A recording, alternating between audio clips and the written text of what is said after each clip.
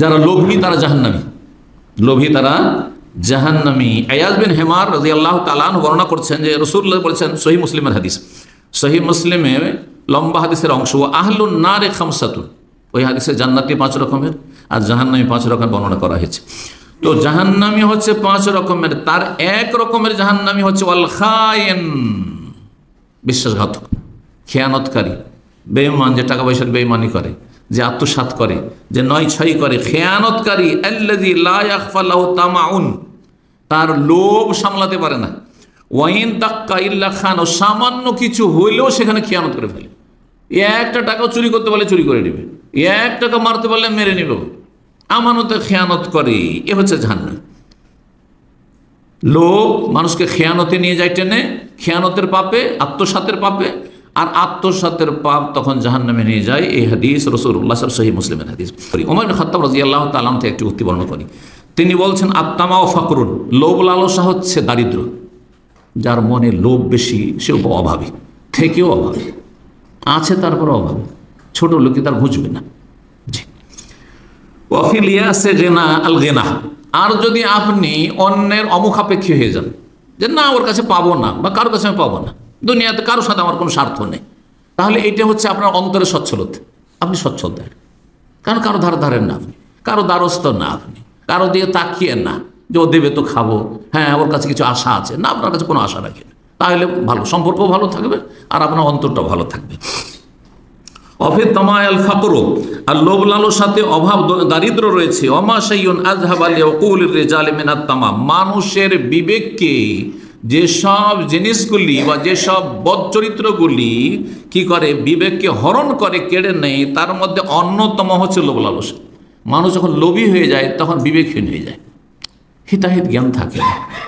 আপনি নিজেরটাকে সেভ করছেন না, পরেরটা কেন খরচ করছেন? আপনি নিজেরটাকে খুব ভালো করে যত্ন করছেন, পরেরটা কেন যত্ন করছেন না? অনেক ভাইদের নিজের পার্সোনাল গাড়ি আছে আর কোম্পানির গাড়ি, যখন কোম্পানির গাড়ি চালায় তখন তার সাথে দুর্ব্যবহার করে, হ্যাঁ, অথবা তার সাথে আচরণ আলাদা, সেটার যত্ন নেয় অযত্ন, আর নিজেটার যত্নের শেষ নেই। এটা কেমন? তার মানে আপনার মধ্যে কি রয়েছে? স্বার্থ, লোভ। জি, এটা নিজের আর ওটা পরের না। এইরকম লোক হচ্ছে বিবেকহীন। মানুষের লোভ লালসা মানুষকে বিবেকহীন বানিয়ে দেয়। হাদিসটি মিশকাতে রয়েছে, বিভিন্ন হাদিস থেকে সংকলন করেছেন মিশকাতের লেখক।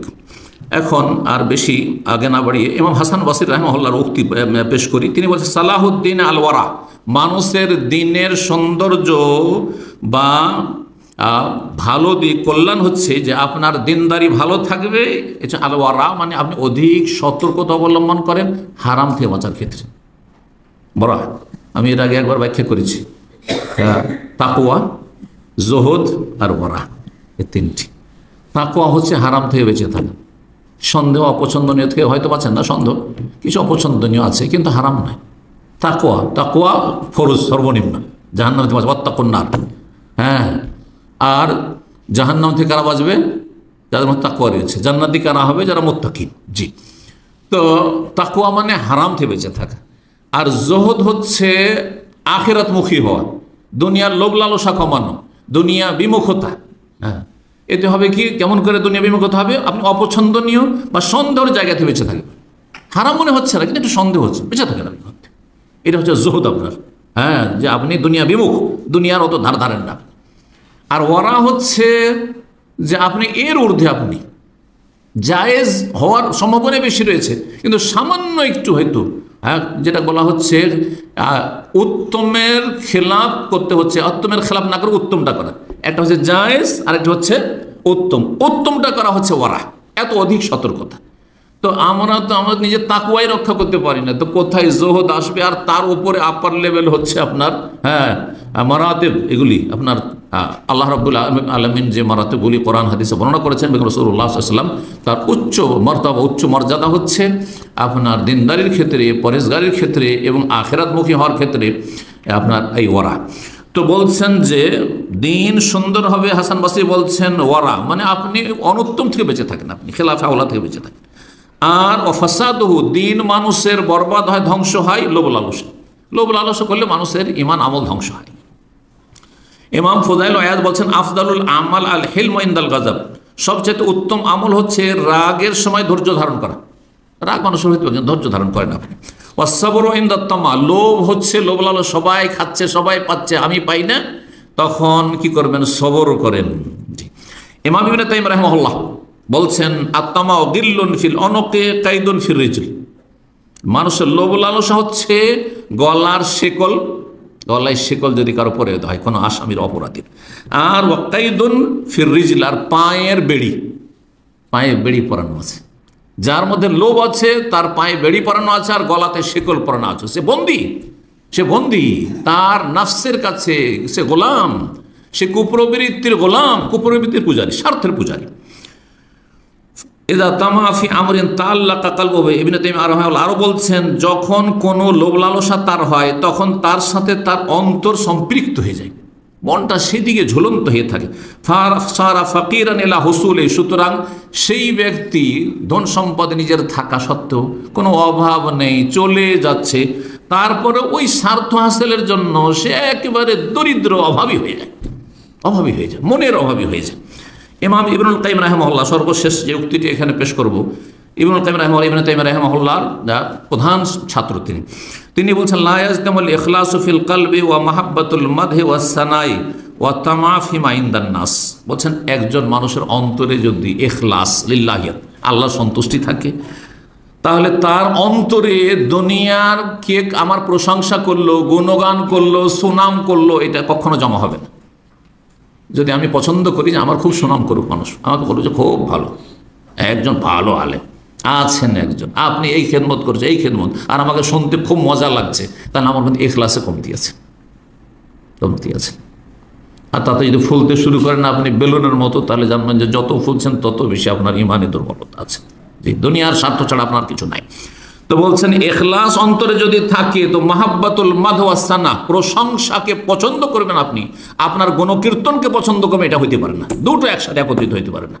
আপনি বরং এটাকে আপনি অ্যাভয়েড করবেন, না ভাই আমার মধ্যে অনেক ত্রুটি আছে যেটা আপনি জানেন না, আমার মধ্যে অনেক দুর্বলতা আছে স্যার আমি জানছি, আমার ঘরের কথা আমি জানছি, যেমন নিজের ঘরের কথা মানুষ নিজে জানে, তেমন নিজের জীবনের কথা, নিজের লাইফের কথা আমি জানি, লাইফ হিস্ট্রি আমার চাইতে আপনি বেশি জানেন আমার সম্পর্কে। সুতরাং এইরকম যদি অন্তর থাকে তাহলে জানতে হবে যে আপনার মধ্যে, আমার মধ্যে ইখলাস আছে। আর কি, ইখলাস যদি অন্তরে থাকে, আল্লাহিয়াত, আল্লাহর জন্য যদি আপনি সত্যি আপনার ঈমান আমল হয়ে থাকে, আর আখিরাতমুখী হন আপনি খুলুসিয়াতের সাথে, তাহলে মানুষের ঘরে কি আছে না আছে ওর জন্য কখনো লোভী হবেন না। আপনার পয়সাতে আমার কি, সেজন্য কোনো সময় কেউ প্রশ্ন করলে বলে যে উনি অনেক পয়সার মালিক, উনি অনেক ধনী, ওনার অনেক প্রপার্টি আছে। আমি বললাম, আমার যে আপনার মাসলার সাথে এগুলোর কী সম্পর্ক? ওনার পয়সাতে আমার কী স্বার্থ আছে? হ্যাঁ, মাসলা জিজ্ঞাসা সোজা, কার কি আছে না আছে, ধন দৌলত, এটা বলার প্রয়োজনটা কি? আপনি কি মনে করেন যে কারো বেশি ধন দৌলত আছে সেজন্য তার প্রশ্ন গুরুত্ব আমি বেশি দেবো? ওইটা আমার কাছে অন্তত আশা করি না। আমি দেখি যে আপনার দাওয়াতি ময়দানে কতটা অবদান আছে, যতটা অবদান আছে, আপনি একজন গরিব লোক হন, কিন্তু আপনি ইসলামী সেন্টারে, আমার এখানে সরাসরি, অথবা আপনি দূরেও কোথাও দাওয়াতি কাজ করছেন, কিন্তু আমি সেটা জানছি যে আপনার এহসান অবদান আছে দাওয়াতের ফিল্ডে, তখন আপনার গুরুত্ব আছে, আপনার পয়সার গুরুত্ব আছে, আপনার লাইফের গুরুত্ব আমার কাছে আছে। নাহলে আপনার পয়সা দেখে আমার লাভটা কি? উম্মতের ফায়দা যদি হয়, ইসলামের ফায়দা হয়, আর তাহলে ফায়দা। আর আমি দুনিয়ার জন্য, আপনার পয়সা আছে সেই জন্য আপনার গুরুত্ব দিতে হবে।